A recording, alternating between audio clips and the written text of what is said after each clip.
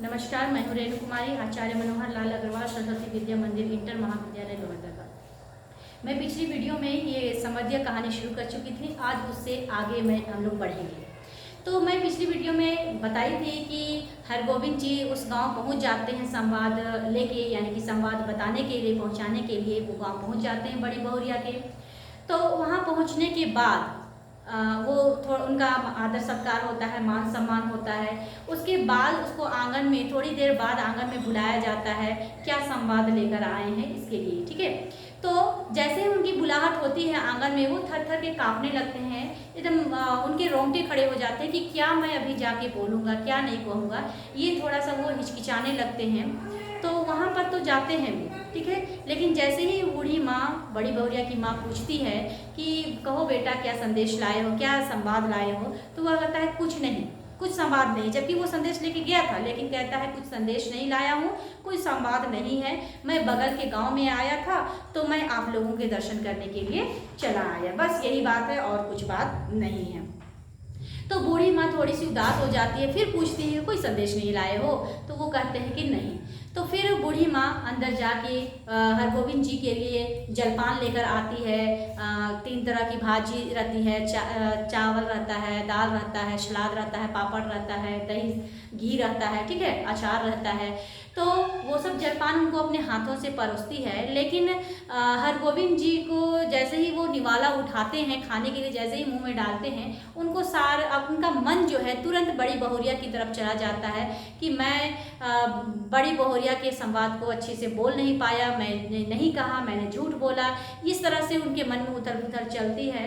तो वो थोड़ा बहुत खाना खाते हैं और उसको फिर छोड़ देते हैं। तो वहाँ पर भी बोलते हैं, उसकी बूढ़ी माँ बोलती है कि कोई संवाद नहीं लाए हो बेटा। तो वो कहते हैं कि नहीं माँ जी, कोई संवाद नहीं लाया है, आपकी बेटी पूरी अच्छी तरह से ठीक है, ईश्वर की कृपा से ठीक है। तो फिर वो तो दिन निकल जाता है। फिर शाम को खाना जलपान फिर से दिया जाता है। तो जलपान में बहुत सारा आइटम रहता है, तो उस जलपान को वो हाथ भी नहीं लगाते हैं, क्योंकि उनको जैसे ही जलपान करना वो चाहते हैं, लेकिन उनके दिमाग में, उनका मन में यही बात बैठा रहता है कि मैं तो यहाँ इतने अच्छे अच्छे व्यंजन को खा रहा हूँ, इतने पकवान अच्छे अच्छे बने हैं, उसको मैं खा रहा हूँ, लेकिन बड़ी बहुरिया जो है वो भथुआ साग उबाल के खा रही है। ये सोच कर वो खाना को छोड़ देता है, खाता भी नहीं है। तो उसके बाद सोने के लिए चला जाता है। सोने जाते हैं तो सो तो जाते हैं, लेकिन उसको नींद नहीं आती, क्योंकि शरीर तो वहाँ है, उनका मन जो है बड़ी बहुरिया के पास है। तो वो सोचते हैं, अपने आप से सवाल जवाब करते हैं कि मैंने अच्छा काम नहीं किया, मैं संवाद हूँ, संदेशवाहक हूँ, तो संदेश पहुँचाना मेरा काम है, अच्छा है बुरा है कुछ भी है तो मुझे संदेश पहुँचाना चाहिए। मैंने क्यों झूठ बोला, लेकिन मैंने झूठ बोला तो बोला, लेकिन मैं सुबह उठकर मैं माँ को सब कुछ सच सच बता दूंगा। ये सोचकर वो सोचते सोचते उनकी रात निकल जाती है। रात में वो सोचता नहीं है। ऐसे कहावत कहा गया है कि जो संदेशवाहक होते हैं वो पेटू होते हैं और घोड़े बेचकर सोने वाले होते हैं, लेकिन ना तो वो पेटू था और ना ही सोने वाला था, ठीक है, ना तो खाता है और ना ही अच्छे से सोते हैं। तो जैसे ही सुबह होती है तो वो बताने के ख्याल से माँ के पास जाता है, बूढ़ी माँ के पास, बड़ी बहुरिया के माँ के पास, लेकिन वो बता नहीं पाता है। और बूढ़ी माँ वहाँ पर उनके भावनाओं को देखकर थोड़ा सा सोचती है कि क्या ये कुछ बोलने आया है, तो इसलिए वो टोक भी देती है, क्या कुछ बोलना है। तो वो कहते हैं नहीं माँ जी, कुछ बोलना नहीं है, मैं अपने घर को जा रहा हूँ। तो ऐसा वो कहते हैं। तो बूढ़ी माँ कहती है कि नहीं बेटा, कुछ दिन और रुक जाओ, क्योंकि मैं अपनी बेटी के लिए दही चूड़ा देने का सोच रही हूँ कि लेके जाओगे। तो चूँकि अभी घर में दही तो है नहीं, तो चूड़ा बस है, तो आप लेके जाते तो बड़ा अच्छा होता। तो कहता नहीं माँ जी, मैं नहीं रुक सकता हूँ, मैं दशहरा में बड़ी बहुरिया के साथ आऊँगा तो 15 दिन रह जाऊँगा। ऐसा कहकर वो बात को टालता है और वहाँ से जाने की इच्छा जताता है। तो बूढ़ी माँ क्या करती है, उसको बासमती चावल का चूड़ा एक पोटली में बांधकर, इतना सब जो भी था उनके पास, वो पोटली में बांधकर उनको दे देती है और वो पोटली लेकर चले जाते हैं। तो जैसे ही वहाँ से निकलते हैं तो बड़ी बहुरिया के भाई मिलते हैं। वो कहते हैं कि राह खर्च के लिए आपके पास पैसे हैं ना। तो वो वहाँ पर भी मना करता है कि ठीक है, मेरे पास है पैसे, मैं चला जाऊँगा। तो जैसे ही बाहर जाते हैं, वहाँ पर स्टेशन पर पहुँचते हैं तो अपने पैकेट से पैसा निकालता है और देखता है कि वहाँ पर कोई कितना पैसा है, क्या है, कैसे मैं घर पहुँचे, हिसाब किताब करता है। तो उनके पास उतना पैसा नहीं था जिससे वो अपना घर तक पहुँच सके। उनके पास इतना ही पैसा था कि वो कटिहार जंक्शन तक पहुंच जाए। तो और वो उस पैसे में देखते हैं कि 25 पैसा अगर नकली निकला तो सैमपुर तक ही जाएंगे, मतलब कटिहार भी नहीं पहुंचेंगे। तो उतना पैसा से वो तो वहाँ का टिकट कटा के कटिहार जंक्शन पहुँच जाते हैं। उसके बाद वहाँ अनाउंसमेंट होता है, वो कुछ आवाज़ निकलता है कि जो भी जलालगढ़ जाने वाले हैं वो प्लेटफॉर्म नंबर 1 पर आ जाइए। तो इनके पास तो पैसा था नहीं, तो ये चाहकर भी नहीं जा सकते थे। तो ये सोचते हैं कि यहाँ से पैदल ही मैं चला जाऊँगा। और वहाँ से 20 कोस दूर था जलालगढ़।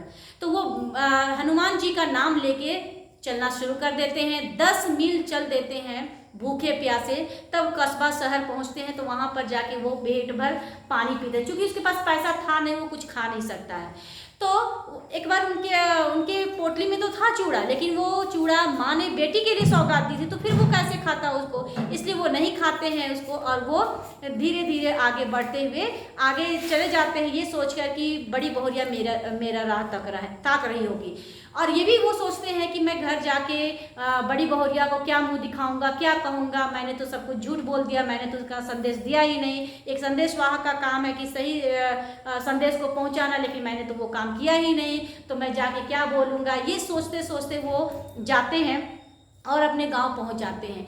गांव पहुंचने के बाद सबसे पहले वो बड़ी बहुरिया के पैर छूते हैं और माफ़ी मांगते हैं कि आपका जो मैसेज था, आपका जो संदेश था, संवाद था, वो मैंने नहीं कहा। मैं झूठ बोलकर आ रहा हूं, क्योंकि मैं आपको इस गांव से जाने नहीं दूंगा, मैं आपको इस गांव को छोड़ने नहीं दूंगा। आप इस घर के, इस गाँव के लक्ष्मी हैं और मैं हरगिज आपको यहाँ से जाने नहीं दूंगा। आपकी सारी जिम्मेदारी मैं लेता हूँ, मैं आपकी जिम्मेदारी लेता हूँ, मैं आपकी देखभाल करूँगा, मैं एक बेटे की तरह आपकी देखभाल करूँगा। ये कहकर वो माफ़ी मांगता है।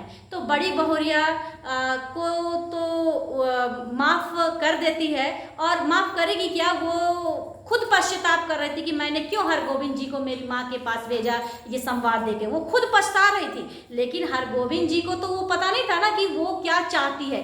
वो तो अपना वहाँ पर जो मानवता का होता है वो वहाँ पर दिखलाते हैं, ठीक है।